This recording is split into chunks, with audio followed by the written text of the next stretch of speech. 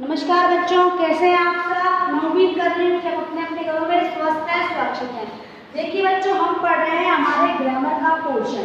Grammatical portion पढ़ने के लिए हमने सबसे पहले हमारे धातु रूप किए थे।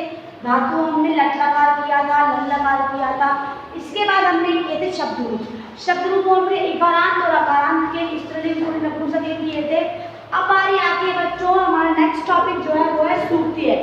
सूक्तियाँ क्या होती हैं? सूक्तियाँ अर्थात सु अर्थात अच्छी और उक्ति अर्थात बातें, अच्छी बातें, ऐसी बातें जो आपको मोटिवेट करें, आपको इंस्पिरेशन दें, आपको ये सिखाएं कि इंसान को इस दुनिया में क्या करना चाहिए, कैसे करना चाहिए। यानी आपको हर चीज़ के बारे में अच्छी तरह सिखाने वाली बातें होती हैं सूक्तियाँ। तो आपके बुक में जो सूक्तियाँ हम उनको डिस्कस करते हैं आज।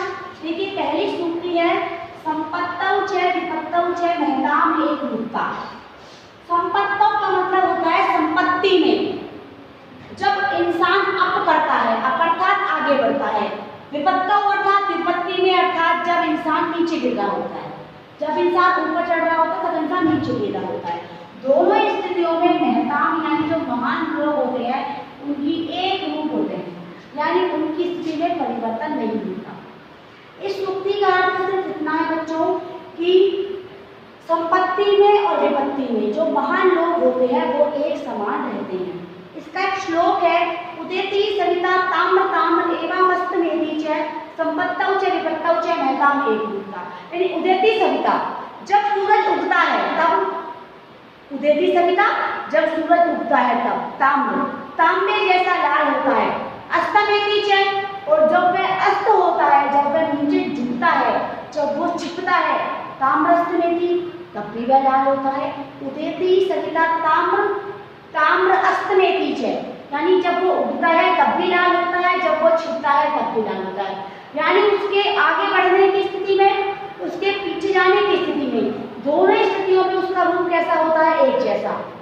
उसी प्रकार जो महान लोग होते हैं वो सदैव संपत्ति में भी और विपत्ति में भी, यानी अपनी अच्छी स्थिति में भी और अपनी बुरी स्थिति में भी, दोनों स्थितियों में एक समान रहते हैं।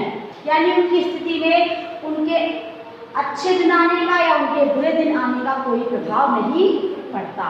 अगला देखिए, हितम मनोहारी च दुर्लभम वच। दुर्लभम यानी बहुत दुर्लभ होते हैं, बहुत कठिन होते हैं वच यानी ऐसे वचन।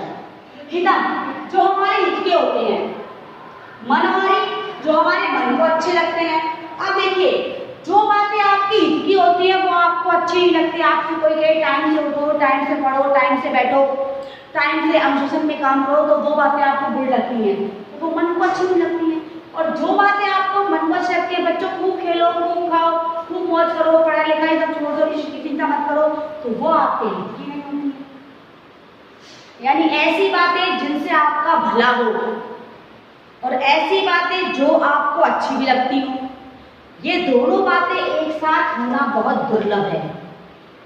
हितम मनोहारी च दुर्लभ वच, यानी दोनों प्रकार की बातें, जो बातें हितकारी होती है वो मन को अच्छी नहीं लगती, जो मनोहारी होती है वो हमारे हित की नहीं होती है।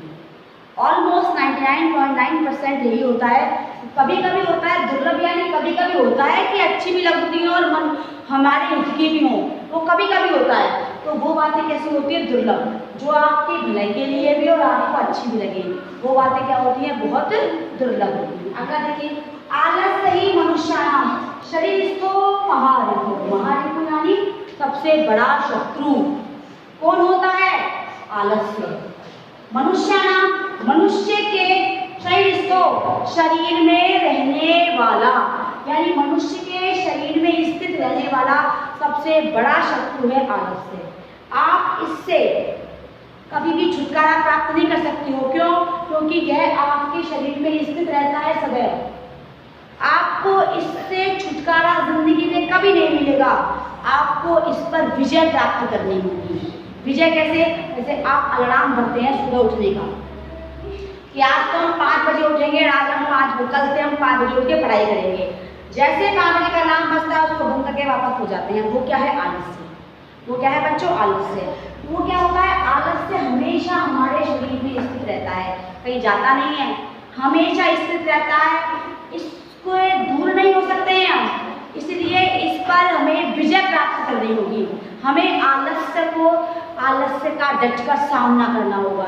जब हम 5 बजे की अलार्म को बंद करके खड़े हो जाते हैं और पढ़ने लग जाते हैं, तब लगता है, क्योंकि आलस्य पर विजय प्राप्त करके हमें क्या प्राप्त होगी? सफलता। यदि हमें सफलता प्राप्त करनी है तो हमें हमारे आलस्य पर विजय प्राप्त करनी होगी। क्यों? क्योंकि आलस्य तो हमारे शरीर में ऑलरेडी है, हमारे शरीर में स्थित है, तो हमारा सबसे बड़ा शत्रु है जो हमें कभी भी सफल नहीं होने देगा। यदि आपको सफलता चाहिए अपने जीवन में, तो अपने शरीर के अंदर स्थित इस आलस्य नामक शत्रु का क्या करना होगा? आपको नाश करना होगा। यदि आप उसका नाश नहीं कर सकते तो कम से कम उस पर विजय प्राप्त करनी होगी। आप देखिए, अति सर्वत्र वर्जते। अति क्या होती है? अति होती है अधिकता। किसी भी चीज की अधिकता हमेशा क्या होती है? हानि पहुंचाती है। आप सोने की अधिकता ले लीजिए, आप खाने की अधिकता ले लीजिए, आप पढ़ने की अधिकता ले लीजिए, आप घूमने की अधिकता ले लीजिए, आप किसी भी चीज की अधिकता ले लीजिए। हर चीज की अधिकता, अति हमेशा क्या होती है? व्यक्ति को हानि पहुंचाती है। आप जिस भी चीज को ज्यादा करेंगे, कहते हैं ना practice makes a man perfect, वो बात सही है, अभ्यास। लेकिन अति करते हैं तो वो वर्जते यानी हानि को पहुंचाती है।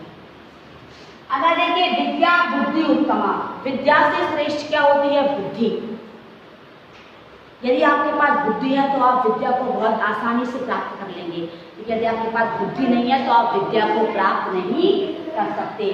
अगर आपको विद्या प्राप्त करनी है तो आपके पास बुद्धि होनी ही होनी चाहिए। बुद्धि क्या होती है? श्रेष्ठ होती है। जब बुद्धि होती है तो विद्या अपने आप आ जाती है। इसलिए विद्या से श्रेष्ठ क्या होती है बच्चों? बुद्धि। अब देखिए अगला, शीलम ही विदुषाम धनम। विदुषाम यानी विद्वानों का, धनम अर्थात धन होता है, शील अर्थात उनकी शालीनता। जो व्यक्ति विद्वान होते हैं, जो व्यक्ति समझदार होते हैं, वो हर चीज़ का सॉल्यूशन बहुत ठंडे दिमाग से करते हैं। वो किसी भी चीज़ के बारे में जल्दबाजी नहीं करते हैं, वो किसी चीज़ के लिए अचानक से हाइपर नहीं हो जाते हैं। हमेशा अपनी शालीनता के साथ वो क्या करते हैं? अपने कार्यों को संपन्न करते हैं। इसलिए विद्वानों का धन क्या होता है बच्चों? उनका शालीनपन यानी उनकी शालीनता। अगला देखिए, जो हमारा श्लोक है ये, सत्येन रक्षते धर्मो विद्या योगेन रक्षते मृज्या रक्षते रूपम कुलम वृत्तेन रक्षते। किस किस चीज से किस किस की रक्षा होती है हम वो पढ़ेंगे। आप देखिए, सत्येन रक्षते धर्मो, सत्य से हमारे धर्म की रक्षा होती है। जो हम सत्य बोलते हैं उससे हमारा धर्म क्या होता है? स्ट्रॉन्ग होता है, पावरफुल होता है। यदि हम झूठ बोलेंगे तो हम अंदर से गिल्ट फील करेंगे तो हमारा धर्म क्या होगा? पतन की ओर अग्रसर होगा। यदि हमें अपने धर्म को स्ट्रॉन्ग करना है तो हमें क्या करना चाहिए? सत्य बोलना चाहिए। सत्य से किसकी रक्षा होती है? हमारे धर्म की। विद्या योगेन रक्षते, योगेन का अर्थ होता है अभ्यास। योगेन का अर्थ क्या होता है बच्चों? अभ्यास। अभ्यास यानी प्रैक्टिस। जब हम प्रैक्टिस करते हैं तो हमारी विद्या की रक्षा होती है। जो भी ज्ञान हमने प्राप्त किया उस ज्ञान को बनाए रखने के लिए हमें क्या चाहिए होता है? अभ्यास करना होता है। यदि हम अभ्यास नहीं करते तो हमारा ज्ञान क्या होता है? धीरे धीरे नष्ट हो जाता है। कहते हैं ना, विद्या एक धन ऐसा है उसको जितना ज्यादा खर्च करते हैं उतना ज्यादा बढ़ता है, जितना ज्यादा अपने पास संभाल करते हैं उतना ज्यादा कम हो जाता है। तो जो भी नॉलेज होती है वो खर्च करने से बढ़ती है। विद्या का धन है वो खर्च करने से बढ़ता है। इसलिए विद्या की रक्षा किससे होती है? अभ्यास से। मृज्या रक्षते रूपम, यदि आपको अपने रूप की रक्षा करनी है, यदि आपको अपने रूप की रक्षा करनी है तो मृज्या का मतलब क्या होता है? आपको स्वच्छता का ध्यान रखना होगा। यदि आप स्वच्छता का ध्यान नहीं रखेंगे, यदि आप अपने शरीर को साफ और सुंदर नहीं रखेंगे, यदि आप स्वच्छ नहीं होंगे तो आपका रूप क्या हो जाएगा? दिन पर दिन बिगड़ता ही जाएगा। अपने रूप की सुरक्षा के लिए, अपने रूप की रक्षा के लिए हमेशा आपको स्वच्छता का ध्यान रखना चाहिए। और ये देखिए, कुलम वृत्तेन रक्षते, कुल यानी हमारा वंश, कुल यानी हमारा जो वंश होता है उसकी रक्षा किससे होती है? वृत्तेन का अर्थ होता है हमारा चरित्र। वृत्तेन अर्थात हमारा चरित्र। यदि हमारा चरित्र अच्छा होगा तो हमारे कुल की रक्षा होगी। यदि हमारा चरित्र बेकार होगा तो लोग कहेंगे किस परिवार से किस कुल का व्यक्ति है जो इतना बेकार है। क्योंकि जब लोग गलत काम करते हैं तो व्यक्ति को इंडिकेट बाद में क्या आता है, पहले उसके परिवार को इंडिकेट किया जाता है। तो अपने परिवार की रक्षा करने के लिए आपको अपने चरित्र की रक्षा करनी पड़ेगी। अर्थात यदि आपको अपने धर्म की रक्षा करनी है तो आप सत्य का मार्ग अपनाएंगे। यदि आपको अपनी विद्या की रक्षा करनी है तो आप अभ्यास का मार्ग अपनाएंगे। यदि आपको अपने रूप की रक्षा करनी है तो आप स्वच्छता का मार्ग अपनाएंगे। और यदि आपको अपने कुल की रक्षा करनी है तो अपने अच्छे चरित्र का मार्ग अपनाएंगे। ये जो सूक्तियाँ हैं बच्चों मैंने आपको समझा दी हैं, आपको समझ में आ गई हैं। और एक बार आप इन्हें रिवाइज करें, ध्यान से पढ़ें, ध्यान से समझें। आज की क्लास में इतना ही, इसे आप अपनी कॉपी लिखेंगे। Thank you and have a nice day.